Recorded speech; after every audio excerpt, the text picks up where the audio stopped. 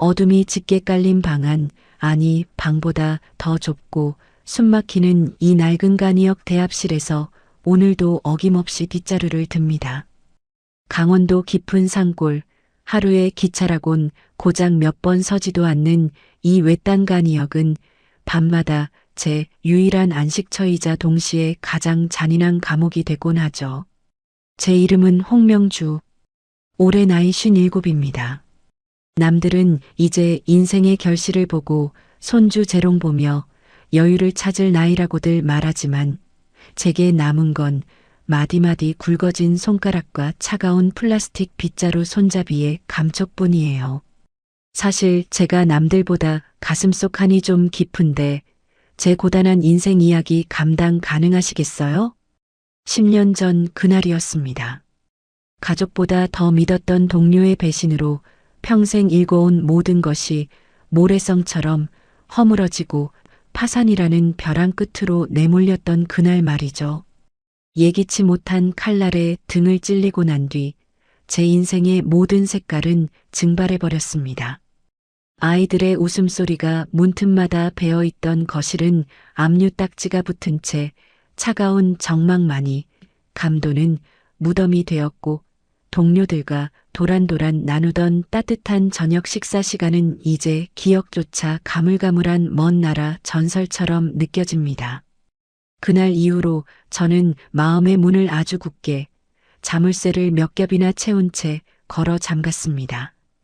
매일 오후 6시 남들이 하루 일과를 마치고 사랑하는 가족이 기다리는 집으로 발걸음을 재촉할 때 저는 거꾸로 세상으로부터 도망쳐 깊은 산골로 숨어듭니다. 낡은 역사의 문을 열면 끼익 소리를 내며 힘겹게 열리는데 그 소리가 마치 제 가슴 깊은 곳에서 터져나오는 비명 같아 마음이 시릴 때가 한두 번이 아니었습니다. 밤새도록 세상의 화려한 불빛을 피해 인적이 드문 산골 간이역만 쓸고 닦는 제 일상은 그야말로 무채색 그 자체였죠. 유리창에 비친 제 초점 없는 눈동자를 볼 때마다 저는 저 자신에게 묻곤 합니다. 명주야, 너는 대체 무엇을 위해서, 무엇을 기다리며 이 외딴 곳을 유령처럼 떠돌고 있니? 하지만 돌아오는 건 마른 바람이 승강장을 훑고 지나가며 내는 서글픈 마찰음뿐이었어요. 대합실을 가득 채운 건 향긋한 사람 냄새가 아닙니다. 가끔 머물다 간 등산객들이 흘리고 간 퀴퀴한 땀 냄새, 그리고 삶의 고단함이 찌든 눅눅한 공기. 무엇보다 지독하게도 가시지 않는 제 고독의 냄새뿐이었죠.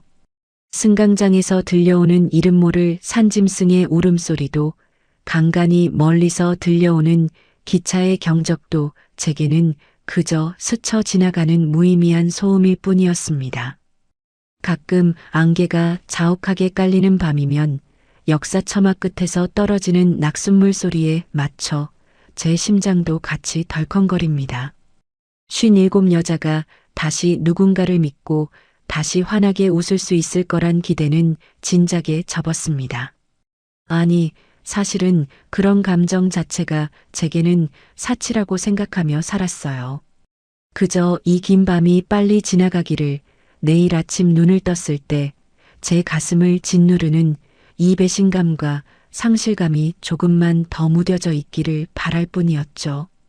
지독한 어깨 통증과 무릎 통증은 이제 때려야 뗄 수 없는 고질병이 됐고 새벽 3시가 넘어가면 눈꺼풀은 천근만큼 무거워집니다. 하지만 몸이 아픈 것보다 더 무서운 건 일을 마치고 돌아갈 그 텅 빈 관사의 서늘함이었어요. 신발장에 놓인 제 작업화 한 켤레가 그렇게 외로워 보일 수가 없더군요. 내일 새벽 차가운 물에 밥을 말아 먹으며 라디오 속 DJ의 가짜 웃음소리로 텅 빈 속을 채우는 일상. 그렇게 저는 스스로 만든 어둠의 감옥 속에 갇혀 영영 혼자 시들어갈 줄로만 알았습니다. 그런데 유난히 안개가 자욱하게 깔리며 시야를 어지럽히던 어느 늦은 밤이었습니다. 인적조차 뚝 끊긴 외딴 대합실 구석, 제 손전등 불빛 속으로 낯선 광경이 들어왔습니다. 차가운 바닥에 쓰러져 거친 숨을 몰아쉬고 있는 한 남자. 그는 어딘가 몹시 지쳐 보였지만 감긴 눈꺼풀 사이로 비치는 기색은 길 잃은 어린아이처럼 위태로웠죠. 그 남자를 본 순간 10년 동안 누구에게도 열어주지 않았던 제 마음의 빗장을 나도 모르게 풀어야만 할 것 같은 기묘한 이끌림을 느꼈습니다. 대체 이 깊은 산골까지 흘러들어와 쓰러져 있던 그 남자는 누구였을까요? 그리고 그날의 그 짧은 멈춤이 제 무채색 삶에 어떤 파문을 일으키게 될까요? 저 멀리 안개 속에서 희미하게 숨을 헐떡이던 그 남자의 실루엣을 확인하는 순간 제 심장이 아주 작게 정말 오랜만에 요동치기 시작했습니다. 마치 멈춰있던 엔진이 다시 힘겹게 숨을 몰아쉬는 것처럼 말이죠. 안개가 자욱하게 깔려 한치 앞도 분간할 수 없던 그 새벽이었습니다. 강원도 산골의 습한 기운이 뼛속까지 파고들어 낡은 작업복 안감이 축축하게 느껴지던 그런 밤이었죠.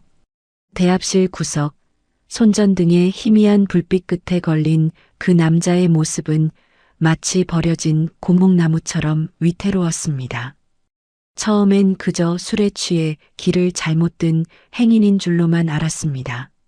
평소 같으면 엮이기 싫어 영무실로 전화를 돌리거나 모른 척 지나쳤을 텐데 그날은 왠지 모르게 제 발걸음이 자석에 이끌리듯 그 남자 앞에 멈춰 서더라고요. 가까이 다가가 비춘 불빛 아래 드러난 남자의 얼굴은 세월의 풍파를 정면으로 맞은 듯 깊은 주름이 패어 있었고 거칠어진 손마디에는 나무 가루가 밴 듯한 짙은 흔적들이 가득했습니다. 62의 진석 씨. 나중에야 알게 된 사실이지만 평생 나무를 깎으며 살아온 은퇴한 목공 장인이라던 그 듬직한 체구의 남자가 어찌된 영문인지 차가운 대합실 바닥에서 신음 한 번 내뱉지 못한 채 쓰러져 있었습니다. 도대체 얼마나 먼 길을 헤매고 얼마나 고단한 삶을 짊어지고 왔길래 이 외딴 간이역까지 흘러들어와 정신을 놓아버린 걸까요? 창백하게 질린 그의 안색을 보는 순간 10년 동안 얼음장처럼 굳어있던 제 가슴 정중앙이 찌릿하게 울려왔습니다. 10년 전 파산하던 날 차가운 길바닥에 내던져졌을 때의 제 모습이 겹쳐 보여서였을까요? 저는 본능적으로 남자의 어깨를 흔들었습니다. 저기요, 정신 좀 차려보세요. 여기 이러고 계시면 큰일 나요. 제 다급한 목소리에 남자가 아주 천천히 눈을 떴습니다. 안개에 젖은 듯 뿌연 그의 눈동자와 제 라이트 불빛이 마주치는 순간 제 심장이 다시 한번 크게 덜컹거렸습니다. 세상으로부터 고립된 섬 같은 두 영혼이 서로를 알아본 걸까요? 그는 힘겹게 입술을 달싹였지만 돌아오는 건 갈라진 숨소리뿐이었습니다. 저는 서둘러 남자를 부축해 대합실 벤치에 앉혔습니다. 남자의 몸이 제 어깨에 닿는 순간 낡은 점퍼 너머로 전해지는 묵직한 무게감과 차가운 향기에 손끝이 다 저려오더군요.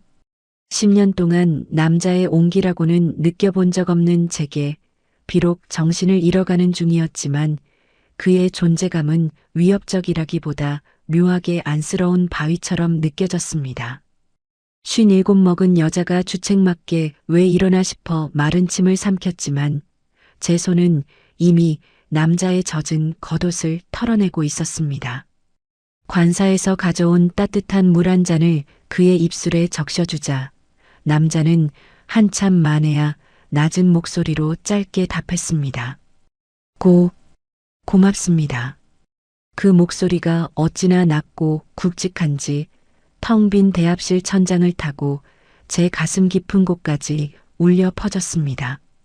저는 그를 혼자 둘 수 없어 결국 영무실 옆 작은 숙직실로 그를 옮겼습니다. 낡은 난로에 불을 지피고 10년 동안 누구에게도 내주지 않았던 제 비상용 담요를 꺼내 그의 어깨를 감싸주었습니다. 난로 안에서 장작이 타닥타닥 타오르는 소리와 남자의 고른 숨소리가 뒤섞이는 동안 저는 멍하니 그의 손을 바라봤습니다. 마디마디 굵어진 손가락, 손톱 밑에 박힌 검은 나무떼들.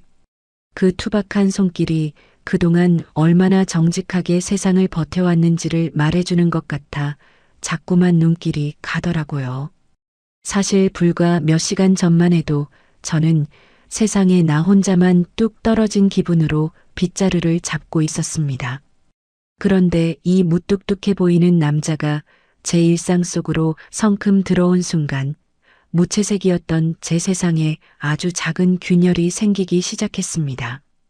목적지도 연고도 묻지 못한 채 그를 보살피는데 10년 만에 느껴보는 생소한 책임감에 마음이 몽글몽글해졌습니다. 한참을 그렇게 남자의 곁을 지키다 보니 어느새 안개는 더 짙어지고 세상은 죽은 듯 고요해졌습니다. 저는 궁금했습니다. 이 짧은 우연이 정말 여기서 끝나는 걸까? 아니면 제 굳어버린 감정을 녹여줄 기적의 시작일까? 잠결에 고통스러운 듯 미간을 찌푸리는 그의 얼굴을 보며 저는 저도 모르게 수건을 적셔 그의 이마를 닦아주었습니다. 그렇게 우리는 산골의 적막을 뚫고 낯선 하룻밤을 함께 보냈습니다. 그저 길 잃은 나그네인 줄로만 알았던 이 남자가 다음 날 눈을 떴을 때 제 낡은 관사의 구석구석을 살피며 전혀 다른 모습으로 다가올 줄은 꿈에도 모른 채 말이죠. 투박한 그의 손길이 제 고장난 마음의 문을 건드리고 얼어붙은 일상의 온기를 불어넣기 시작한 그 기막힌 변화의 이야기는 지금부터가 진짜 시작입니다. 이튿날 아침 안개가 채 걷히기도 전이었습니다. 기운을 차린 진석 씨가 제일 먼저 한 일은 고맙다는 인사가 아니었습니다. 그는 무뚝뚝한 표정으로 낡은 관사 마루에 서더니 삐걱거리는 현관문과 덜덜거리는 창문 틀을 한참 동안이나 뚫어지게 바라보더군요. 그러더니 어디서 챙겨왔는지 낡은 가방에서 손때 묻은 연장들을 하나둘 꺼내기 시작했습니다. 기사님, 아니 명주 씨. 이 문짝 이대로 두면 겨울에 바람 다 들어옵니다. 잠시 비켜보세요. 그의 한마디에 저는 영문도 모른 채 뒤로 물러섰습니다. 평생 나무와 씨름하며 살았다던 그 굵직한 마디의 손이 제 낡은 관사의 구석구석을 훑기 시작하는데 그 손길이 어찌나 섬세한지 마치 아픈 아이를 달래는 부모의 손 같았습니다. 10년 동안 주인이 바뀌어도 누구 하나 눈길 주지 않았던 이 버려진 집의 상처를 그 남자는 단번에 알아본 거였죠. 끼익거리는 소리를 내며 속을 썩이던 현관문을 떼어내 대패지를 쓱쓱 해내는데 젖은 티셔츠 위로 드러난 그의 등 근육이 꿈틀거리는 게 제 눈에는 다 보이더라고요. 57살이나 먹고 주책맞게 마른 침을 삼키며 그 뒷모습을 홀린 듯 바라보게 됐습니다. 이 남자의 거친 손길이 닿자마자 거짓말처럼 문이 부드럽게 닫히고 창틀에 유격이 잡히는데 제 가슴속 묵은 때까지 깨끗이 씻겨 내려가는 기분이었어요. 그뿐만이 아니었습니다. 태윤 씨, 아니 진석 씨는 제가 밤새 역사를 청소하고 돌아와 지쳐 있을 때면 말없이 관사 처마 밑에 앉아 덜컹거리는 의자 다리를 맞추고 헐거워진 서랍장을 뚝딱뚝딱 손봐주곤 했습니다.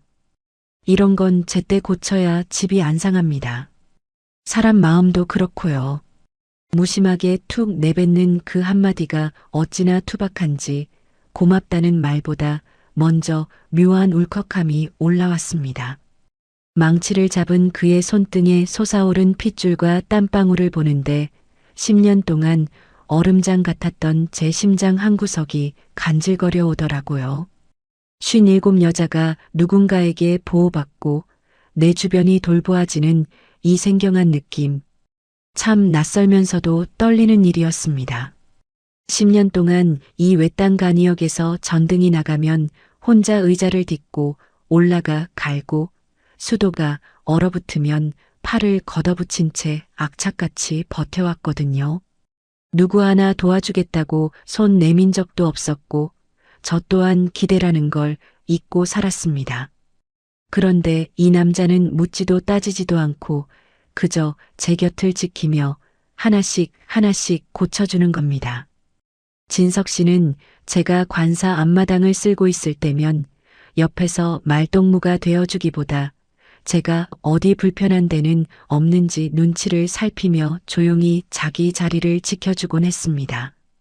그 무뚝뚝한 배려가 기분 나쁜 게 아니라 이상하게 저를 아껴주는 것 같아 가슴이 자꾸만 몽글몽글해졌습니다.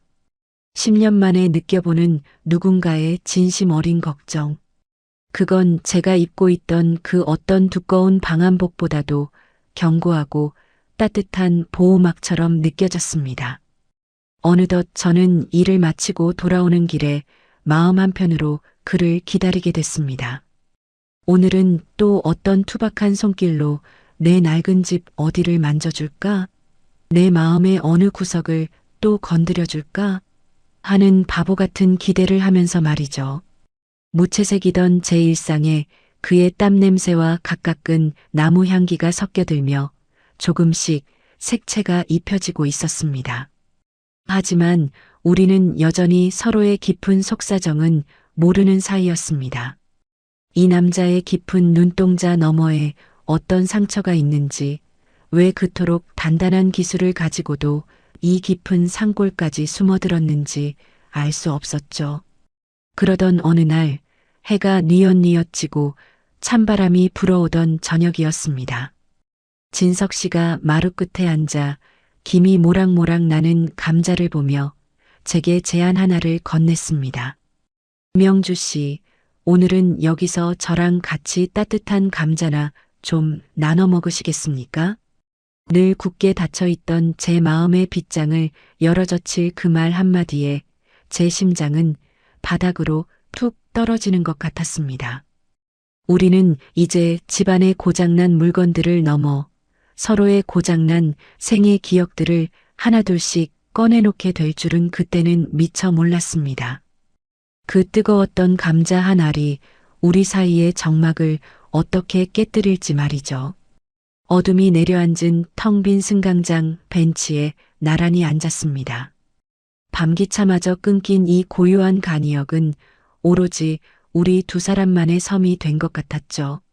진석 씨가 건네준 각 구운 감자에서는 투박한 흙냄새와 구수한 온기가 피어올랐습니다. 46살 아니 57살 평생 이렇게 뜨겁고 정직한 온기를 손바닥에 품어본 게 얼마만인지 모르겠더군요. 검게 그을린 감자 껍질을 벗겨내는데 모락모락 피어오르는 하얀 김이 마치 제 가슴 속에서 억눌려왔던 한숨처럼 느껴졌습니다. 우리는 한동안 말이 없었습니다. 그저 포슬포슬한 감자 한 입을 베어 물고 목이 메는 듯한 그 묵직한 침묵을 삼킬 뿐이었죠. 그러다 누가 먼저랄 것도 없이 10년 동안 꽁꽁 얼어붙어 있던 제 입술이 먼저 달싹였습니다. 진석 씨, 저는요, 10년 전에 제가 세상에서 제일 멍청한 여자인 줄 알았어요. 낮게 깔린 제 목소리가 정적을 깨고 승강장 바닥을 훑쳤습니다. 10년 전 믿었던 동료에게 배신당하고 파산 서류에 도장을 찍던 그날의 비릿한 종이 냄새, 집 앞마당에 붙던 그 차가운 빨간 딱지들의 기억, 누구에게도 말하지 못하고 가슴 한구석에 멍울처럼 박아두었던 그 실패의 기억들이 감자의 온기를 타고 하나둘씩 터져 나왔습니다. 사람을 믿은 게 죄라고 다시는 세상 밖으로 나가지 않겠다고 다짐하며 이 산골로 기어들어왔거든요. 근데 그게 마음대로 안 되더라고요. 혼자 있으면 그 상처가 자꾸 짓물러서 제 고백에 진석 씨는 감자를 쥐고 있던 커다란 손을 잠시 멈췄습니다. 그는 동정하는 기색 없이 그저 같은 어둠을 지나온 사람만이 가질 수 있는 깊은 눈빛으로 저를 가만히 응시하더군요. 그러더니 그도 한숨을 섞어 자신의 멍울을 꺼내 놓았습니다. 명주 씨만 그런 거 아닙니다. 저도 평생 나무만 깎으면 세상 이치가 다 풀릴 줄 알았어요. 근데 사람 마음은 나무처럼 정직하게 깎이지 않더군요. 은퇴하고 나서 갈 곳을 잃어보니 제가 만든 가구들은 세상에 가득한데 정작 내 몸 하나 릴 마음의 안식처는 단 한 군데도 없었습니다. 그의 무거운 삶의 무게와 제 칠흑 같은 어둠이 만나니 신기하게도 아주 조금은 견딜 만한 무게로 변하는 기분이 들었습니다. 57세 여자와 62세 남자가 각자의 지옥에서 빠져나오기 위해 얼마나 처절하게 버티고 있었는지 굳이 긴 말이 필요 없었으니까요. 식어가는 감자를 손에 쥔 채 서로의 실패를 공유하는 이 순간 제 가슴속 빈 구멍을 파고들던 차가운 산바람이 묘하게 따스하게 느껴졌습니다. 진석 씨의 투박한 손마디를 보며 저는 처음으로 이 남자의 손을 잡아주고 싶다는 생각을 했습니다. 동료 기사들, 아니 세상 사람들은 우리를 실패한 중년이나 사연 많은 노인네로 보겠지만 이 밤 승강장에서 마주본 우리는 그저 상처받은 어린아이들 같았거든요. 서로의 치부를 드러낸다는 건 참 두려운 일이지만 이상하게 그날 밤은 그 치부가 우리를 묶어주는 단단한 밧줄이 된 것 같았습니다. 명주 씨, 그동안 참 고생 많았습니다. 그 마음의 멍울, 이제는 조금 내려놓으셔도 됩니다. 그가 건넨 그 짧은 위로에 참았던 눈물이 결국 툭 하고 감자 위로 떨어졌습니다. 투박한 손가락으로 제 눈가를 닦아주려다 멈칫하는 그의 망설임마저 가슴 아리게 다가왔습니다. 10년 만에 느껴보는 누군가의 진심 어린 배려. 그건 제가 입고 있던 낡은 작업복보다 훨씬 더 견고하고 따뜻한 보호막이 되어 제 심장을 다시 뛰게 만들었습니다. 감자는 어느새 다 식어버렸지만 우리 마음속에는 그보다 더 뜨거운 무언가가 소용돌이치고 있었습니다. 잿빛이었던 제 인생의 풍경에 아주 작은 빛 줄기가 스며드는 것 같았죠. 이 남자와 함께라면 10년 동안 저를 가두었던 이 고독의 감옥에서 나갈 수 있을지도 모른다는 아주 위험하고도 간절한 희망이 제 가슴 속에서 싹트기 시작한 겁니다. 희미한 달빛 아래 우리는 다시 서로를 마주 보았습니다. 그 눈빛에 담긴 약속 같은 무언가가 제 멈춰버린 엔진을 다시 힘겹게 돌리기 시작했습니다. 하지만 우리는 아직 몰랐습니다. 이 따뜻한 지지가 저를 어떻게 변화시킬지, 그리고 이 평온한 풍경에 어떤 생동감이 감돌기 시작할지를 말이죠. 이제 막 피어오르기 시작한 제 마음의 불꽃은 안개 속에서 조금씩 더 선명해지고 있었습니다. 그날 밤 승강장에서 나눈 대화는 제 삶을 통째로 뒤흔들어 놓았습니다. 다음 날 아침 눈을 떴을 때 창문 틈으로 들어오는 햇살이 평소와는 다르게 유난히 눈부시더라고요. 10년 동안 그저 치워야 할 먼지로만 보였던 그 빗줄기가 진석 씨가 정성껏 닦아놓은 유리창을 통과해 제 머리맡을 따뜻하게 데우고 있었습니다. 이상한 일이죠. 57. 이제는 인생의 저녁 노을만 바라보며 조용히 짐을 정리해야 할 나이라고 생각했는데 제 가슴 한구석에선 다시금 무언가 꿈틀대기 시작했습니다.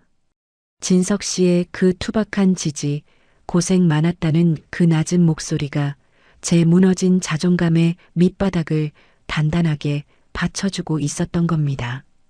사람에게 받은 상처는 사람으로만 치유된다는 뻔한 말이 이 나이가 되어서야 뼛속 깊이 사무치게 다가왔습니다. 명주 씨, 오늘 날씨가 참 좋습니다. 역마당에 꽃이라도 좀 심어볼까요? 마루 끄트머리에 앉아 신발끈을 묶던 진석 씨가 환하게 웃으며 저를 돌아봤습니다. 그 미소를 보는데 제 마음속 잿빛 장막이 순식간에 걷히는 기분이었어요. 10년 동안 무채색으로만 보였던 이 낡은 간이역의 풍경이 그 남자의 말 한마디에 생동감 넘치는 원색으로 변해가기 시작했습니다. 저는 저도 모르게 창고 구석에 처박아 두었던 녹슨 호미를 꺼내 들었습니다. 다시 사람을 믿는다는 것, 그건 제게 죽음보다 더 큰 용기가 필요한 일이었습니다. 하지만 진석 씨가 제 낡은 관사를 고쳐주듯 제 고장난 마음의 회로를 하나하나 정성껏 이어 붙여주는 모습을 보며 저는 결심했습니다. 한 번만 더, 딱 한 번만 더 속아보자고. 저 무뚝뚝하지만 따뜻한 남자의 손을 잡고 세상 밖으로 한 걸음만 더 내디뎌 보자고 말이죠. 역사 주변의 잡초를 뽑아내고 그 자리에 진석 씨가 가져온 작은 꽃묘들을 심었습니다. 흙을 만지는 제 손끝에 생생한 기운이 전해졌습니다. 10년 전 파산과 배신으로 얼룩졌던 제 손이 이제는 누군가와 함께 생명을 심는 손이 되었다는 사실에 가슴이 벅차올랐습니다. 곁에서 묵묵히 삽질을 돕는 진석 씨의 넓은 어깨를 훔쳐보며 저는 비로소 살아있다는 느낌을 받았습니다. 잿빛이었던 제 일상에 초록빛 잎사귀가 돋아나고 노란 산수유 같은 웃음꽃이 피어났습니다. 손님 하나 없던 쓸쓸한 대합실도 이제는 진석 씨가 만들어준 작은 나무 의자들 덕분에 온기가 감돌았습니다. 사람을 피하기만 했던 제가 이제는 기차가 들어오는 소리에 설렘을 느끼고 역을 찾는 드문 행인들에게 먼저 가벼운 목소리로 인사를 건네게 되었습니다. 이게 다 진석 씨 덕분이었습니다. 제 상처를 멍울로 두지 않고 그것이 새로운 삶을 지탱하는 걸음이 될 수 있다고 믿어준 그 사람의 진심 말이죠. 57의 나이에 다시 시작된 이 희망은 20살 청춘의 열정보다 더 깊고 진한 향기를 내뿜으며 제 온몸으로 퍼져나갔습니다. 해질녘 꽃밭 정리를 마치고 함께 땀을 닦으며 바라본 노을은 예전처럼 슬프지 않았습니다. 오히려 내일의 해를 기다리게 만드는 약속처럼 아름다웠죠. 진석 씨가 제 손에 묻은 흙을 털어내주며 조용히 제 곁에 섰습니다. 그 따스한 온기가 제 팔을 타고 심장까지 전달되는 순간 저는 확신했습니다. 이 평화로운 생동감이 결코 짧은 꿈으로 끝나지 않을 것이므려. 그런데 그때였습니다. 평화롭기만 하던 우리 사이에 묘한 긴장감이 흐르기 시작한 건 진석 씨가 그동안 아껴두었던 자신의 진짜 이야기를 꺼내기 시작하면서부터였습니다. 그의 눈빛에 스친 아주 깊은 그늘이 우리가 쌓아 올린 이 소중한 평온을 다시 한번 시험대에 올리려 하고 있었습니다. 행복은 어쩌면 제게 사치였을까요? 진석 씨와 함께 심은 꽃들이 겨우 뿌리를 내리고 제 메마른 얼굴에 웃음기가 돌기 시작할 무렵이었습니다. 그날은 유독 안개가 낮게 깔려 역사 전체가 물먹은 솜처럼 무겁게 가라앉아 있었죠. 평소와 다름없이 대합실 바닥을 쓸고 있는데 저 멀리 승강장 끝에서 구두굽 소리가 들려왔습니다. 이 산골 간이역에는 도저히 어울리지 않는 아주 날카롭고 비릿한 금속성 소리였어요. 심장이 바닥으로 툭 떨어지는 기분이었습니다. 고개를 들어 바라본 곳에는 10년 전 제 인생을 갈기갈기 찢어놓고 홀연히 사라졌던 그 얼굴들이 서 있었습니다. 번지르르한 정장에 비열한 웃음을 머금은 채 제 파산의 원흉이었던 사채업자와 옛 동료의 모습이 안개 속에서 괴물처럼 걸어 나오고 있었죠. 어이 명주 씨, 여기서 이런 청소부 노릇이나 하며 숨어 있으면 모를 줄 알았어? 그의 목소리가 닿는 순간 10년 동안 애써 덮어두었던 공포가 온몸의 털을 곤두세우게 만들었습니다. 그들은 제 평화로운 안식처를 마치 제 집 안방인 양 휘저으며 들어왔습니다. 진석 씨가 정성껏 고쳐놓은 의자를 구두발로 툭툭 차고 우리가 함께 가꾼 작은 화분들을 비웃으며 짓밟으려 했죠. 그 비릿한 돈 냄새와 탐욕스러운 눈빛이 이 신성한 간이역의 공기를 순식간에 오염시켜 버렸습니다. 그들은 제게 아직 갚지 못한 이자가 남았다며 말도 안 되는 서류를 들이밀었습니다. 아니, 그건 돈 때문이 아니었을 겁니다. 제가 이렇게 조용히 행복하게 살고 있다는 사실 자체가 그들에게는 못마땅한 구경거리였겠지요. 내일까지 준비해. 못하겠다면 이 낡은 역이랑 여기같이 있는 그 영감탱이도 무사하지 못할 줄 알아. 협박 섞인 그들의 목소리가 대합실 천장을 때리고 제 귓가를 후벼 팠습니다. 57세의 나이에 겨우 찾은 이 작은 평화가, 이 투박한 안식처가 이렇게 쉽게 무너질 수도 있다는 생각에 무릎이 떨려왔습니다. 그들이 떠난 자리에는 독한 담배 연기와 함께 제 영혼을 갉아먹는 절망만이 덩그러니 남겨졌습니다. 그때 소란을 듣고 달려온 진석 씨가 제 어깨를 꽉 잡았습니다. 그의 손은 평소처럼 따뜻했지만 제 몸은 이미 얼음장처럼 굳어 있었습니다. 진석 씨에게 제 더러운 과거를 보였다는 수치심, 그리고 나 때문에 이 선한 사람이 다칠지도 모른다는 죄책감이 제 목을 죄어왔습니다. 명주 씨, 괜찮아요. 내가 있잖아요. 진석 씨의 낮은 목소리가 들렸지만 저는 차마 그의 얼굴을 마주 볼 수 없었습니다. 저질스러운 그들의 입에서 제 이름이 불리고 제 밑바닥이 드러난 이 순간, 저는 다시 10년 전 그 차가운 길바닥으로 내던져진 기분이었습니다. 잿빛 풍경을 걷어내고 이제 막 색칠을 시작했는데 검은 먹물이 튀어 모든 것을 엉망으로 진흙탕 속에 처박아 버린 꼴이었죠.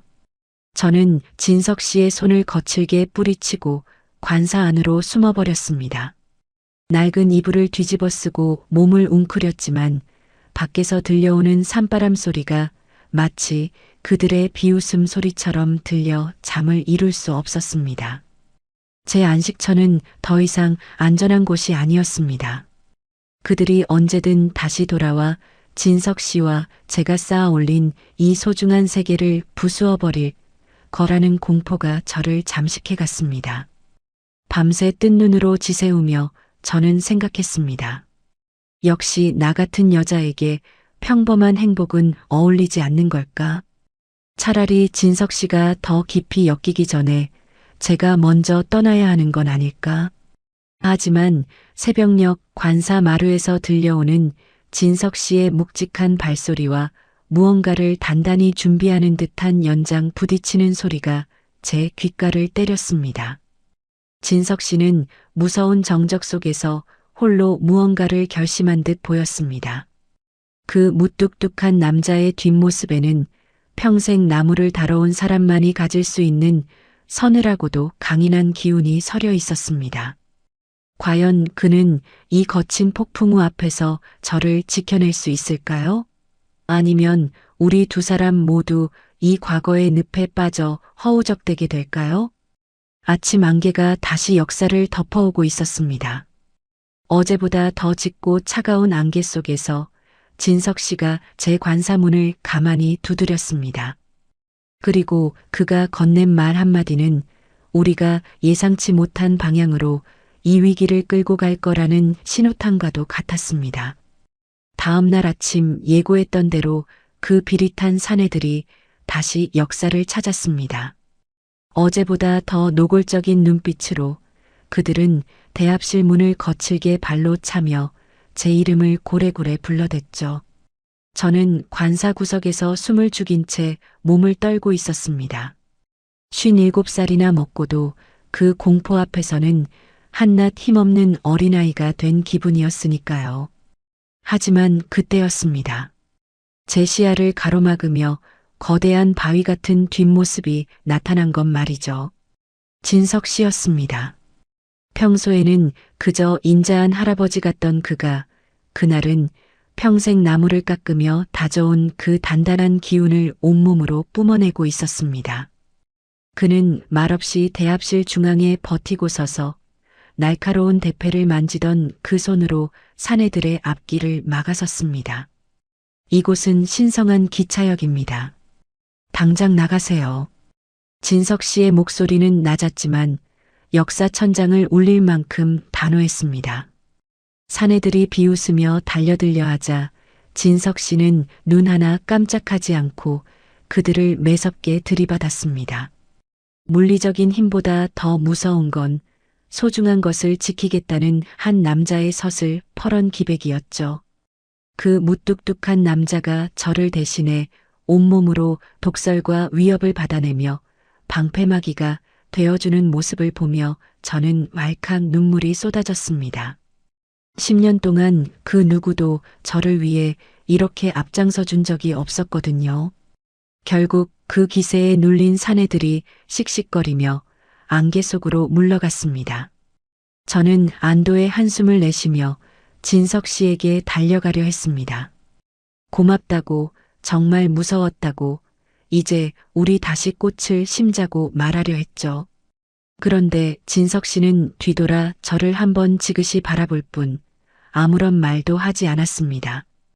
그저 평소처럼 제 머리칼에 묻은 먼지를 털어주듯 따뜻한 눈길을 한번 건넸을 뿐입니다. 그게 마지막이었습니다. 잠시 놀란 가슴을 진정시키려 관사에 들어갔다 나온 사이 진석 씨는 감쪽같이 사라져버렸습니다. 대합실 벤치에도 우리가 함께 가꾼 꽃밭에도 그가 머물던 숙직실에도 그의 흔적은 없었습니다. 그가 쓰던 낡은 대패와 연장 가방만이 주인을 잃은 채 덩그러니 놓여 있을 뿐이었죠. 마치 처음부터 이 세상에 없던 사람처럼 안개가 걷히는 속도보다 더 빠르게 그는 제 곁을 떠나버린 겁니다. 진석 씨, 어디 계세요? 진석 씨, 미친 사람처럼 역 주변을 뛰어다니며 그의 이름을 불렀지만 돌아오는 건 차가운 산울림 뿐이었습니다. 왜 아무 말도 없이 가버린 걸까요? 나 때문에 다칠까봐 겁이 났던 걸까요? 아니면 제 더러운 과거에 환멸을 느낀 걸까요? 어떤 설명도 마지막 인사도 남기지 않은 채 호련히 자취를 감춘 그의 빈자리가 너무나도 커서 저는 그만 대합실 가닥에 주저앉아 못 놓아 울고 말았습니다. 진석 씨가 고쳐놓은 문은 이제 부드럽게 닫히지만 제 가슴의 문은 다시 차갑게 얼어붙기 시작했습니다. 그가 심어준 희망이 너무 컸기에 그가 남긴 공백은 더욱 시리고 아팠습니다. 잿빛 풍경에 잠시 돌았던 생동감은 빛바랜 사진처럼 희미해져 갔고 저는 다시 혼자가 된 이간이역에서 길을 잃어버렸습니다. 그렇게 며칠이 흘렀을까요? 비어있는 그의 숙직실을 정리하던 제 손에 낡은 종이 한 장이 걸렸습니다. 그것은 그가 떠나기 전 미처 챙기지 못한 혹은 저를 위해 남겨둔 아주 작은 단서였습니다. 그 종이를 펼쳐든 순간 저는 진석 씨가 왜 말없이 떠나야만 했는지 그리고 그가 숨기고 있던 진짜 비밀이 무엇인지를 비로소 직면하게 되었습니다. 그가 남긴 마지막 흔적은 저를 또 다른 운명의 갈림길로 인도하고 있었습니다. 진석 씨가 사라진 지 벌써 사흘째였습니다. 안개가 걷힌 자리에 남은 건 시리도록 투명한 고독뿐이었죠. 저는 대합실 구석, 그가 앉아 감자를 깎던 자리에 멍하니 앉아 있었습니다. 10년 전 세상으로부터 버려졌을 때 느꼈던 그 지독한 상실감이 다시 제 목을 죄어왔습니다. 역시 나 같은 여자에겐 온기라는 게 허락되지 않는 걸까? 그도 결국 내 과거가 무서워 도망친 걸까? 그런 못난 생각들로 스스로를 갉아먹으며 괴로워했습니다. 그가 고쳐놓은 삐걱거리지 않는 문을 열고 숙직실로 들어갔을 때 방 한쪽 구석에 놓인 낡은 나무 상자 하나가 눈에 들어왔습니다. 그가 직접 짠 듯 결이 고운 오동나무 상자였죠. 주인을 잃은 그 물건을 떨리는 손으로 열었을 때 그 안에는 정갈하게 접힌 편지 몇 장과 함께 낯선 서류 뭉치들이 가득 담겨 있었습니다. 그것은 제가 알던 목공 장인 진석 씨의 모습과는 너무나도 거리가 먼 차갑고 날카로운 진실의 파편들이었습니다. 편지 첫 줄을 읽어 내려가는 순간 제 심장은 멎는 듯 했습니다. 그는 단순히 은퇴한 기술자가 아니었습니다. 그는 국내 굴지의 건설 기업에서 평생을 몸담았던 설계 전문가였고 그 거대 기업이 쌓아 올린 화려한 건물들 뒤에 숨겨진 치명적인 비리와 부실 공사의 장거를 쥐고 있는 유일한 양심이었습니다. 명주 씨, 미안합니다. 당신의 곁에 더 머물고 싶었지만 내 뒤를 쫓는 어두운 그림자들이 당신의 평화까지 더럽히게 둘 수는 없었습니다. 편지 속 진석 씨의 글씨체는 그를 닮아 무뚝뚝하면서도 한자 한자 정성이 깃들어 있었습니다. 그는 기업의 비리를 내부 고발하려다 역으로 몰려 모든 것을 잃고 쫓기는 신세가 되었던 겁니다. 그가 이 깊은 산골 간이역까지 흘러들어온 건 단순히 은퇴 후의 삶을 위해서가 아니라 소중한 증거들을 지키고 자신의 목숨을 부지하기 위한 처절한 도피였습니다. 그 서류 뭉치들 사이에는 기업 총수들의 비자금 내역과 부실 설계 도면들이 빼곡히 적혀 있었습니다. 이 종이 몇 장의 한 사람의 인생뿐만 아니라 수많은 사람의 안전이 걸려 있다는 사실에 손끝이 떨려왔습니다. 진석 씨는 이 무거운 짐을 홀로 짊어진 채 그토록 묵묵히 제 관사를 고쳐주고 제 마음의 상처를 어루만져 주었던 겁니다. 본인의 삶은 풍전등화 같은 위기 속에서도 말이죠. 저는 그제야 깨달았습니다. 그가 말없이 떠난 건 저를 버린 것이 아니라 저를 지키기 위한 마지막 선택이었다는 것을요. 어제 그 사채업자들이 찾아왔을 때 혹여나 그들이 기업 측에서 보낸 추적자일까봐 그는 그토록 단호하게 맞섰던 것입니다. 저를 향한 협박이 자신 때문일지도 모른다는 자책감에 그는 스스로 미끼가 되어 어둠 속으로 다시 걸어 들어간 것이었습니다. 상실감은 어느새 뜨거운 분노와 애틋함으로 변해 제 가슴을 채웠습니다. 57세의 나이에 다시 시작된 이 인연이 이렇게 거대한 소용돌이 속에 휘말려 있었다니.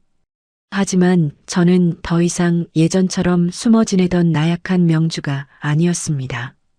진석 씨가 제 마음의 문을 고쳐주었듯 이제는 제가 그의 무너진 명예와 삶을 복구해줘야 한다는 사명감이 불길처럼 타올랐습니다. 저는 편지 밑바닥에 적힌 낯선 전화번호 하나를 발견했습니다. 진석 씨가 마지막 보루로 남겨둔 연락처였죠. 이 번호를 누르는 순간 저 또한 이 위험한 진실의 소용돌이 한복판으로 뛰어들게 될 것임을 직감했습니다. 하지만 저는 주저하지 않았습니다. 그가 제게 준 용기를 이제는 제가 돌려줄 차례였으니까요. 심호흡을 크게 하고 수화기를 들었습니다. 신호음이 가는 동안 제 눈앞에는 안개 속으로 사라지던 그의 듬직한 뒷모습이 선명하게 그려졌습니다. 그리고 마침내 저편에서 낯선 남자의 목소리가 들려왔을 때 저는 결연한 의지를 담아 입을 열었습니다. 진석 씨를 찾기 위한 그리고 그가 지키려 했던 정의를 세상에 드러내기 위한 제 반격은 이제 막 시작되려 하고 있었습니다. 진석 씨가 남긴 편지를 가슴에 품고 한참을 울었습니다. 그 눈물은 상실의 아픔이 아니라 나 같은 사람을 지키기 위해 자신의 전부를 걸었던 한 남자의 깊은 진심을 너무 늦게 알아버린 제 자신에 대한 회한이었습니다. 나를 떠난 게 배신이 아니라 희생이었다는 것, 그 무뚝뚝한 침묵 속에 나를 향한 가장 뜨거운 보호가 담겨 있었다는 것을 깨닫는 순간 제 안에 무언가가 단단하게 깨어났습니다. 57회를 살면서 저는 늘 도망치는 사람이었습니다. 돈에 쫓기고 사람에 치이고 상처받기 싫어서 이 깊은 산골 간이역으로 숨어 들어왔죠. 안개 뒤에 숨어 있으면 세상이 저를 잊어줄 거라 믿었습니다. 하지만 이제는 압니다. 진석 씨가 고쳐준 건 이 낡은 관사의 문짝만이 아니었습니다. 세상 밖으로 나가는 게 두려워 빗장을 걸어 잠갔던 제 비겁한 마음을 그는 투박한 손길로 이미 다 고쳐놓았던 겁니다. 진석 씨, 당신은 참 바보 같은 사람이에요. 왜 혼자 그 짐을 다 짊어지고 간 건가요? 저는 숙직실 거울 앞에 섰습니다. 헝클어진 머리를 정돈하고 먼지 묻은 작업복 대신 장롱 깊숙이 넣어두었던 외출복을 꺼내 입었습니다. 거울 속에 저는 더 이상 과거의 악연들에게 벌벌 떨던 약한 여자가 아니었습니다. 누군가에게 사랑받고 또 누군가를 지키고 싶어하는 눈빛이 살아있는 한 인간의 모습이었죠. 저는 진석 씨가 두고 간 나무 상자를 단단히 챙겼습니다. 그가 목숨처럼 지켜온 그 증거들이 이제는 제가 세상을 향해 휘두를 유일한 무기이자 그를 다시 불러올 이정표가 될 테니까요. 영무실 책상 위에 짧은 쪽지 하나를 남겼습니다. 제가 자리를 비운 사이 혹시라도 그가 돌아올지 모른다는 신락 같은 희망을 담아서요. 진석 씨, 이제 제가 당신의 방패가 되어줄게요. 어디에 있든 제가 당신을 찾으러 갑니다. 역사를 나서는 제 발걸음은 그 어느 때보다 가벼우면서도 묵직했습니다. 안개는 여전히 산자락을 휘감고 있었지만 예전처럼 길을 잃을 것 같다는 두려움은 없었습니다. 내 마음속에 그가 심어준 빛이 선명하게 타오르고 있었으니까요. 사람을 믿는 것이 다시 시작된 제 인생의 가장 큰 도박이라면 저는 이번에 제 남은 생을 전부 걸어볼 작정입니다. 역전 마을 버스 정류장에 서서 멀리 굽어지는 산길을 바라봤습니다. 진석 씨가 마지막으로 남긴 그 연락처, 그리고 편지 속에 적힌 희미한 단서들을 하나씩 되짚어 봅니다. 그가 도피 중이라면 분명 가장 익숙하면서도 가장 낯선 곳으로 숨어들었을 겁니다. 나무 향기가 나고 그의 투박한 손길이 필요한 곳. 저는 직감적으로 그가 어디로 향했을지 느낄 수 있었습니다. 버스가 도착하고 문이 열리는 순간 저는 망설임 없이 계단을 올랐습니다. 10년 만에 다시 마주하게 될 세상은 여전히 차갑고 비릿하겠지만 제 곁엔 보이지 않는 진석 씨의 온기가 함께하고 있었습니다. 그가 지키려 했던 정의와 제가 지키고 싶은 이 사랑이 만나는 그 지점을 향해 저는 이제 첫 발을 내디뎠습니다. 차가 출발하며 멀어지는 간이역을 바라봤습니다. 잿빛이었던 그 풍경이 이제는 제게 다시 돌아와야 할 소중한 집으로 보였습니다. 진석 씨와 함께 다시 그곳으로 돌아와 꽃을 심고 김이 모락모락 나는 감자를 나눠 먹는 그날을 꿈꾸며 저는 주먹을 꽉 쥐었습니다. 하지만 그를 향한 길은 생각보다 훨씬 더 험난했습니다. 진석 씨를 쫓던 검은 그림자들은 이미 제 움직임을 눈치채고 있었고 낯선 도시의 복잡한 거리 속에서 저는 예상치 못한 거대한 벽에 부딪히게 됩니다. 진석 씨의 행방을 쫓던 제 앞에 나타난 건 그가 편지에도 다 적지 못한 더 충격적인 진실의 조각들이었습니다. 계절은 잔인하게도 가을을 건너뛰고 시린 겨울을 제 앞에 데려다 놓았습니다. 진석 씨를 찾아 헤맨 지도 벌써 몇 달째. 낯선 도심의 골목을 뒤지고 그가 머물 만한 목공소란 목공소는 죄다 훑고 다녔습니다. 57의 몸으로 감당하기엔 벅찬 여정이었지만 제 가슴속에 품은 그가 남긴 오동나무 상자가 제 유일한 난로가 되어 주었죠. 그러던 어느 날이었습니다. 하늘이 구멍 난 듯 거센 눈보라가 몰아치던 강원도의 어느 깊은 산골 마을이었어요. 발이 푹푹 빠지는 눈길을 헤치며 걷다 보니 저 멀리 낡은 창고 하나가 보였습니다.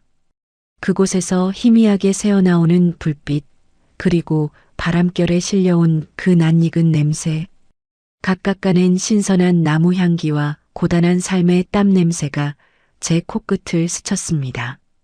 떨리는 손으로 그 무거운 나무 문을 밀어젖혔습니다. 끼익 소리와 함께 드러난 공간 안에는 한 남자가 등을 돌린 채 묵묵히 대패질을 하고 있었습니다. 톱밥이 눈꽃처럼 그의 어깨 위로 내려앉아 있었고 거칠어진 그의 손마디는 추위 때문인지 붉게 터져 있었죠. 제가 그토록 꿈속에서도 그리워하던 그 듬직한 뒷모습, 진석 씨였습니다. 진석 씨, 제 갈라진 목소리에 남자의 손이 멈췄습니다. 그는 믿기지 않는다는 듯 천천히 몸을 돌렸습니다. 수척해진 얼굴, 깊어진 눈매. 하지만 그 눈동자 속에 담긴 저를 향한 깊은 애정만은 변함이 없었습니다. 그는 들고 있던 대패를 바닥에 떨어뜨린 채 한참 동안 저를 멍하니 바라봤습니다. 명주 씨, 여기까지 어떻게 오셨습니까?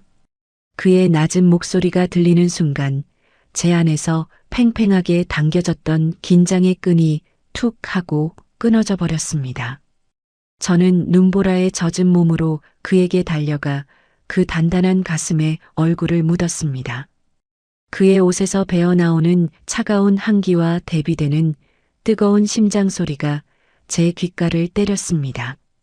57과 62, 인생의 막바지에서 길을 잃었던 두 영혼이 다시 서로를 찾아낸 기적 같은 순간이었죠. 우리는 말없이 서로를 꽉 껴안았습니다. 그동안의 원망, 상실감, 그리고 나를 지키기 위해 떠나야 했던 그의 미안함이 눈물 섞인 재회 속에 녹아내렸습니다. 진석 씨의 커다란 손이 제 등을 어루만질 때마다 10년 동안 맺혀있던 제 마음의 멍울들이 하나둘씩 흩어지는 기분이었습니다. 다시는 말없이 떠나지 마세요. 당신 없는 평화는 저한테 아무 의미 없으니까요. 제 울먹임에 진석 씨는 제 얼굴을 두 손으로 감싸쥐었습니다. 그의 눈가에도 뜨거운 눈물이 맺혀 있었습니다. 그 무뚝뚝한 남자가 제 이마에 가만히 입을 맞추며 속삭였습니다. 미안하다고, 그리고 고맙다고. 이 험한 길을 돌아 나를 찾아와 주어서 정말 고맙다고요.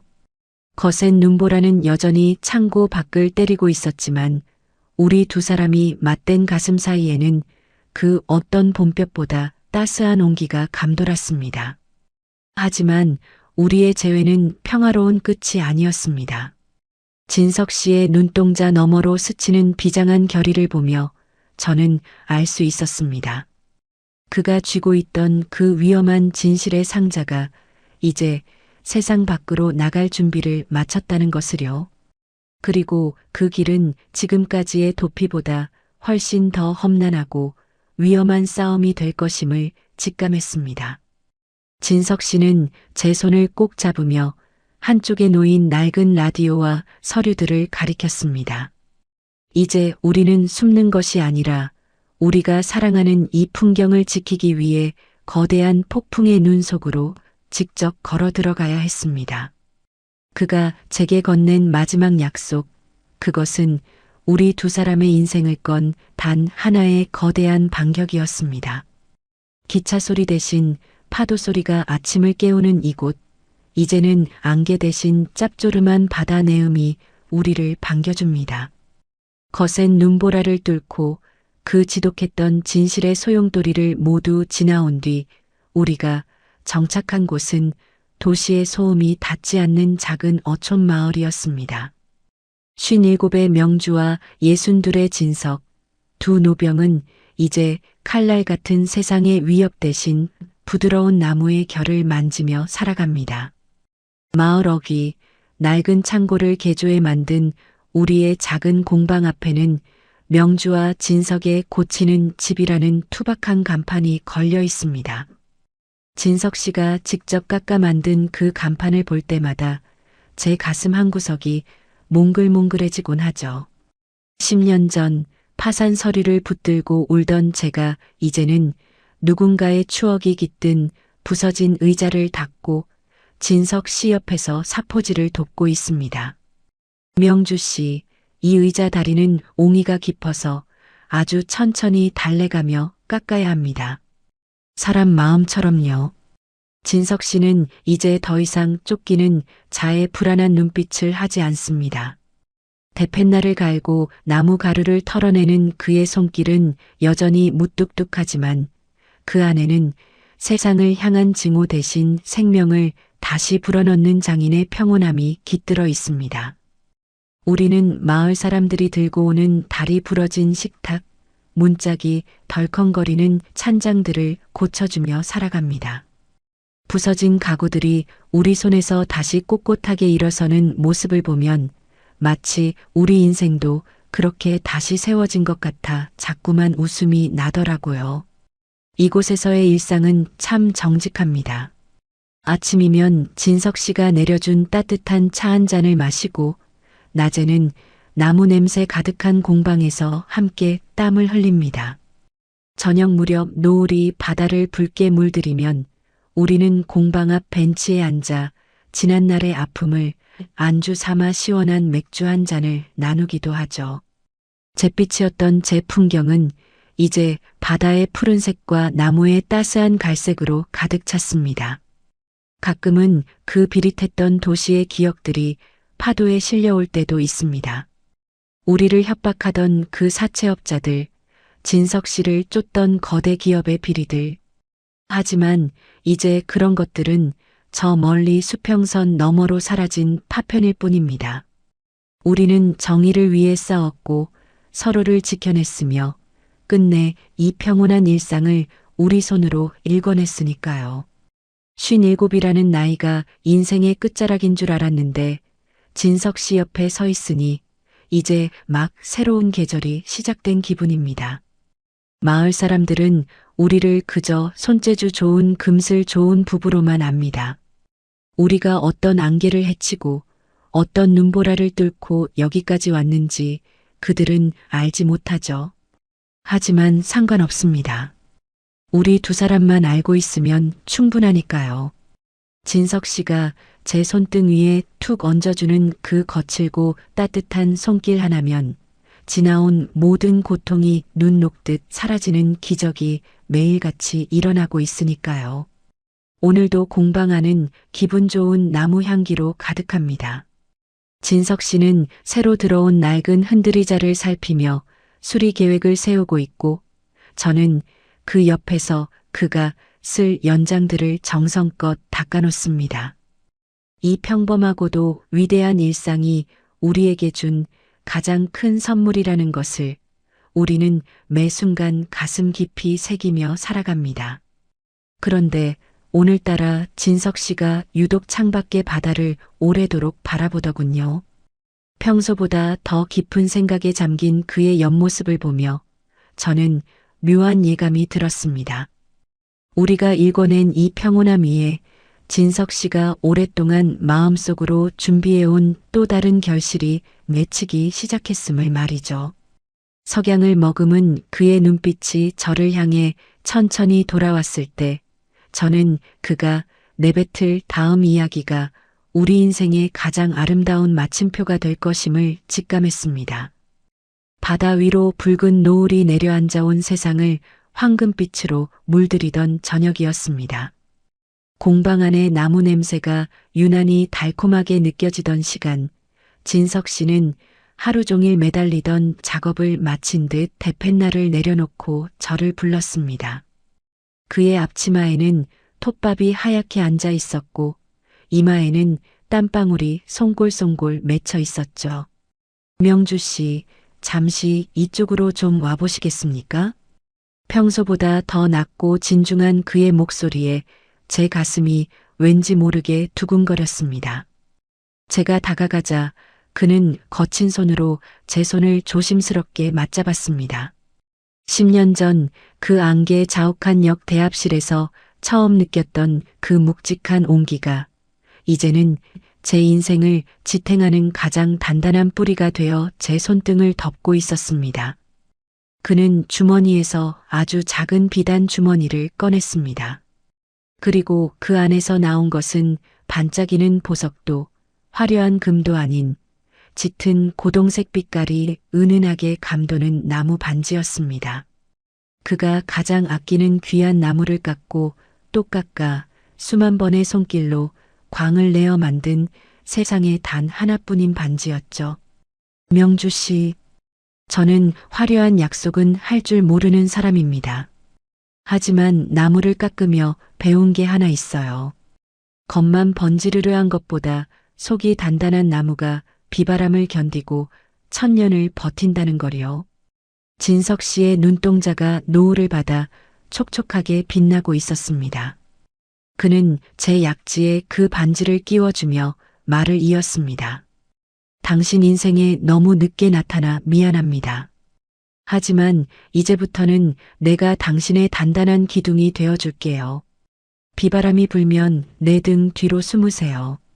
세상이 당신을 또다시 길 잃은 나그네로 만들려 해도 내가 당신의 영원한 안식처가 되어 여기서 기다리겠습니다. 이 나무 반지처럼 변하지 않고 당신 곁을 지키겠다고 맹세합니다.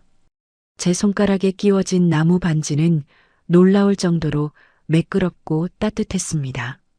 그의 손때와 진심이 배어 있는 그 감촉이 그 어떤 다이아몬드보다 귀하게 느껴졌습니다.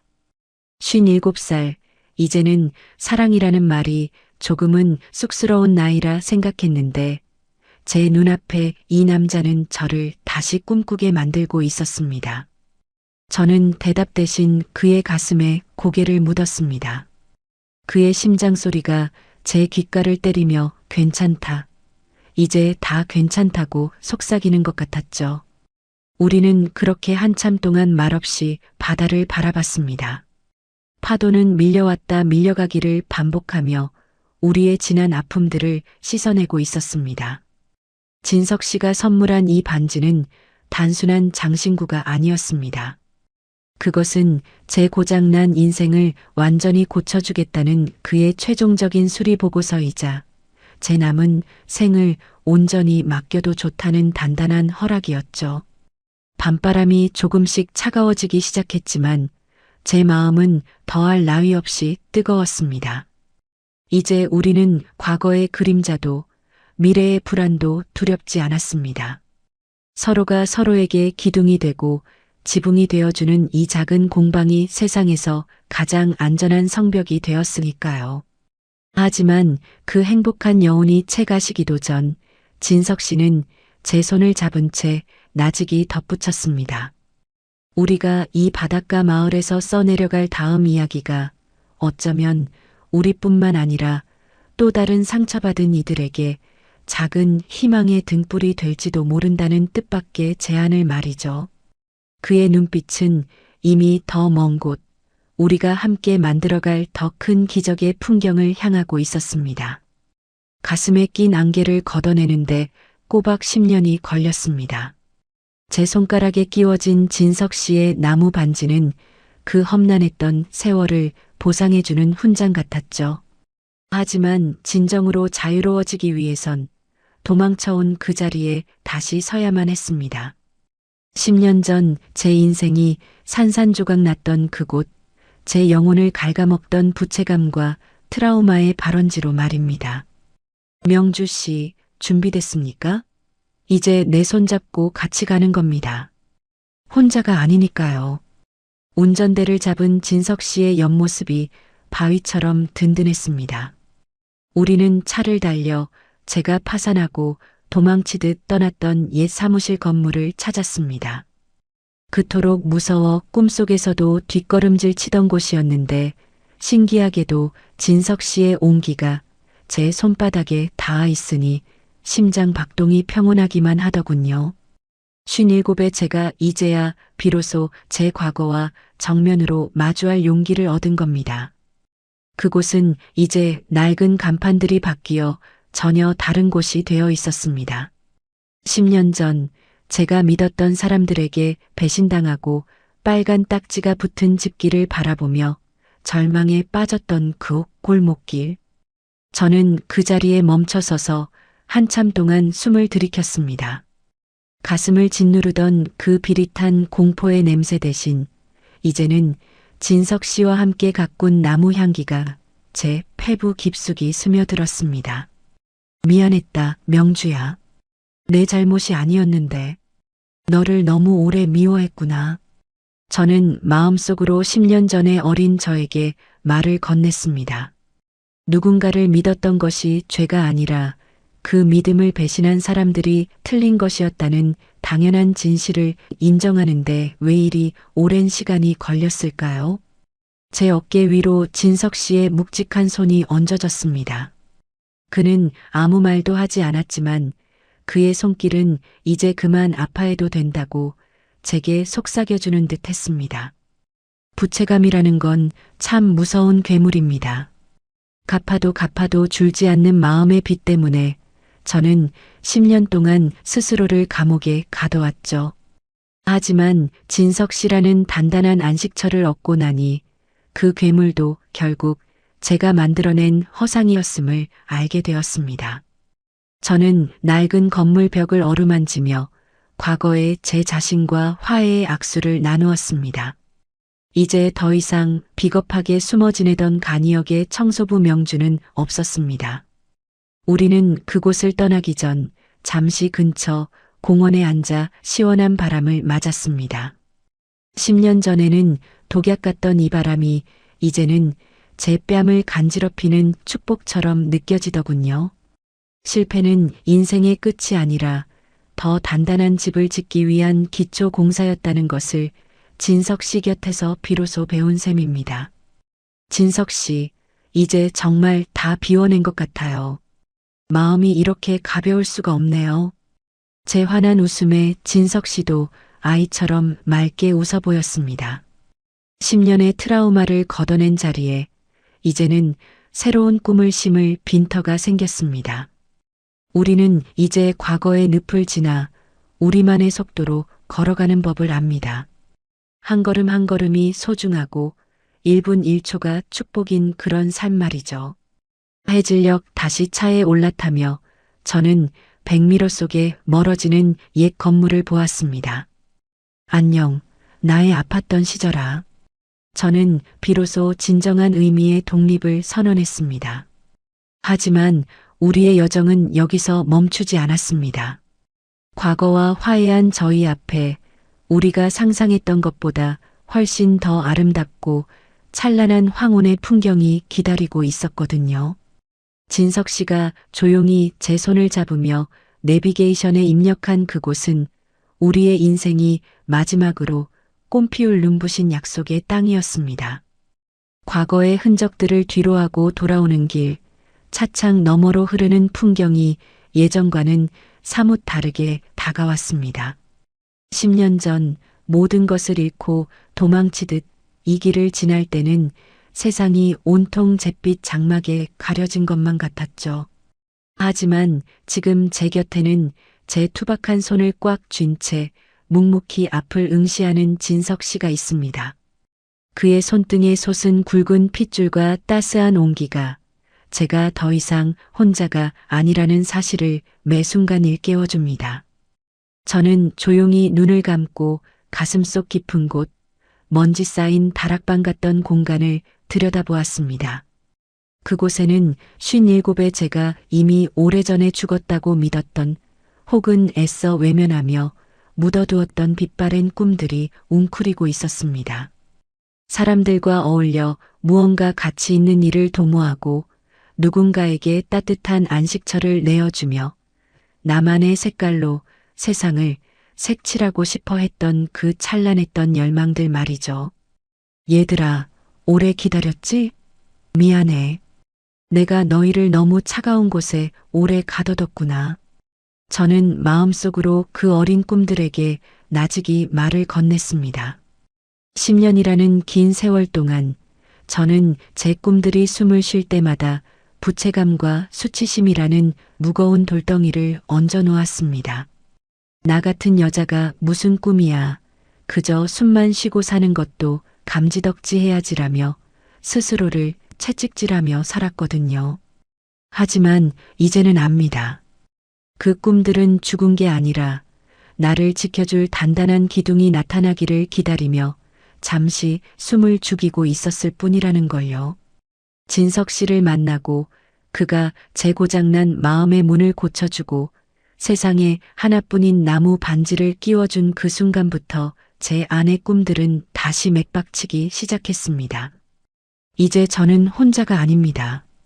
제 곁에는 제 꿈을 비웃지 않고 오히려 그 꿈이 뿌리 내릴 수 있도록 비옥한 토양이 되어주는 사랑하는 이가 있습니다. 저는 진석 씨의 어깨에 가만히 머리를 기대며 속삭였습니다. 진석 씨, 우리 이제 새로운 지도를 그려봐요. 예전에 제가 가려 했던 길은 끊겨버렸지만 당신과 함께라면 그 끊긴 길 끝에 새로운 다리를 놓을 수 있을 것 같아요. 이제는 도망치는 지도가 아니라 우리가 가고 싶은 곳을 마음껏 그려넣는 그런 지도를요. 제 말에 진석 씨는 대답 대신 제 손을 더욱 꽉 쥐어주었습니다. 그 짧은 침묵 속에 담긴 맹세가 제 가슴 속 오래된 지도의 빈 여백을 환하게 채워나갔습니다. 57. 누군가는 늦었다고 말할지 모르는 이 나이에 저는 다시 시작해보려 합니다. 진석 씨의 나무 향기 나는 공방 옆에 제 못다 이룬 꿈들이 꽃 피울 수 있는 작은 정원을 만들고 싶습니다. 상처받은 이들이 찾아와 쉬어갈 수 있고 부서진 마음들을 나무처럼 다독여줄 수 있는 그런 따뜻한 세상을 말이죠. 우리가 그려갈 새로운 지도는 이전의 지도와는 다를 겁니다. 성공과 실패라는 이분법적인 선들 대신 이해와 용서, 그리고 멈추지 않는 사랑의 곡선들이 가득한 지도가 되겠지요. 길을 잃어도 괜찮습니다. 곁에 있는 당신의 숨소리가 제 나침반이 되어줄 테니까요. 어느새 차는 우리가 정착한 바닷가 마을의 초입에 들어섰습니다. 멀리서 들려오는 파도 소리가 마치 우리의 새로운 출발을 축복하는 박수 소리처럼 들렸습니다. 공방 창가에 걸어둔 풍경이 바람에 흔들리며 맑은 소리를 내고 있었죠. 하지만 그 평화로운 풍경 속에 진석 씨가 오랫동안 준비해온 마지막 깜짝 선물이 기다리고 있었습니다. 공방 마당 한가운데 제가 평소에 그토록 갖고 싶어 했던 작은 나무 편말이 하나 세워져 있었거든요. 그 편말에 적힌 문구를 확인하는 순간 제 가슴은 다시 한번 벅차오르는 감동으로 요동치기 시작했습니다. 우리의 삶이 진정으로 완성되는 마지막 페이지가 이제 막 펼쳐지려 하고 있었습니다. 공방 마당 한가운데 세워진 작은 나무 편말에는 진석 씨 특유의 투박하지만 정갈한 글씨로 이렇게 적혀 있었습니다. 명주와 진석의 숲, 그리고 다시 시작되는 봄. 그 문장을 읽는 순간 10년 동안 제 가슴을 짓누르던 마지막 차가운 응어리마저 햇살 아래 눈 녹듯 사라져버렸습니다. 57의 명주와 62의 진석. 가장 어두운 터널 속에서 서로의 손을 더듬어 찾았던 두 영혼이 이제는 서로의 삶을 환하게 비추는 영원한 등불이 되어 마주 서 있었습니다. 진석 씨가 제 어깨를 감싸 안으며 나직하게 말했습니다. 명주 씨, 나무는 겨울을 나야 비로소 나이테가 단단해진답니다. 우리의 지난 10년도 어쩌면 가장 단단한 나이테를 만들기 위한 혹독한 겨울이었을지 몰라요. 이제 우리에겐 마주할 수많은 계절이 남았습니다. 봄에는 꽃을 심고 여름에는 바다를 보며 가을에는 잘 익은 열매를 나누면 됩니다. 다시 겨울이 온다 해도 이제 우리에겐 서로라는 따뜻한 난로가 있으니 걱정할 것 없겠지요. 그의 말을 들으며 저는 깨달았습니다. 인생의 황혼은 단순히 해가 지는 시간이 아니라 가장 깊고 은은한 빛으로 세상을 물들이는 시간이라는 것을요. 안개 자욱했던 간이역에서 길을 잃고 쓰러져 있던 그 남자를 발견했던 건 제 인생 최고의 기적이었고, 제 고장난 마음의 문을 고쳐주던 그의 무뚝뚝한 손길은 제게 다시 살아야 할 이유를 가르쳐 주었습니다. 우리는 이제 압니다. 앞으로 우리가 걸어갈 길에 때로는 거센 비바람이 불고 때로는 짙은 안개가 다시 찾아올지도 모른다는 것을요. 하지만 상관없습니다. 제 손가락에 끼워진 이 단단한 나무 반지가, 그리고 제 곁에서 묵묵히 보조를 맞춰 걷는 진석 씨의 발소리가 저를 지켜줄 테니까요. 우리는 서로의 그림자가 되어주기도 하고 때로는 길을 밝히는 등불이 되어주며 이 아름다운 동행을 멈추지 않을 것입니다. 바다 위로 은하수가 쏟아지는 밤, 우리는 공방문을 걸어 잠그고 나란히 마루 끝에 앉았습니다. 진석 씨가 깎아 만든 나무 벤치는 세상 그 어떤 소파보다 편안했고, 그의 어깨에서 나는 은은한 소나무 향은 제 영혼을 포근하게 감싸주었습니다. 진석 씨, 고마워요.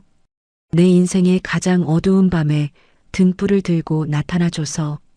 나도 고맙습니다, 명주 씨. 나를 다시 세상 밖으로 불러내줘서.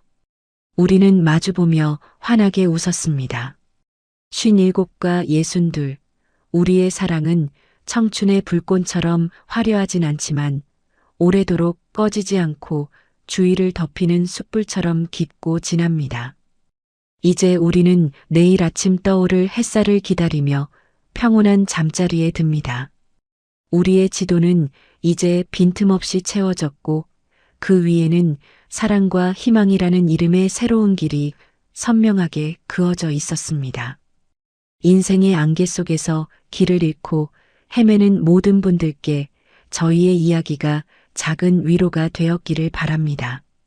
가장 어두운 순간에 만난 인연이 인생의 가장 눈부신 등불이 될 수 있다는 것, 저희가 증명해 보인 이 기적이 여러분의 삶에도 찾아가길 간절히 기도합니다. 긴 시간 동안 명주와 진석의 애틋하고도 단단한 사랑 이야기를 함께 해주신 여러분, 진심으로 감사합니다. 57 여주인공 명주의 상처가 치유되고 새로운 희망을 찾아가는 과정이 여러분의 마음에도 따뜻한 울림이 되었나요? 이 이야기가 좋으셨다면 구독과 좋아요로 응원해주세요. 여러분의 소중한 클릭 한 번이 저에게는 다음 이야기를 써내려갈 큰 힘이 됩니다. 혹시 여러분도 명주처럼 인생의 안개 속에서 나만의 등불을 만났던 특별한 기억이 있으신가요? 아니면 이 소설을 읽으며 가장 기억에 남는 장면이나 대사가 있다면 무엇인가요? 지금 바로 댓글로 여러분의 이야기를 들려주세요. 하나하나 소중히 읽고 소통하겠습니다. 새로운 에피소드와 감동적인 이야기를 놓치지 않으려면 알림 설정도 잊지 마시길 바랍니다. 다음번에도 여러분의 가슴을 적실 더 깊고 아름다운 이야기로 찾아오겠습니다. 오늘도 사랑하는 이와 함께 따뜻한 계절을 보내시길 바랍니다. 감사합니다.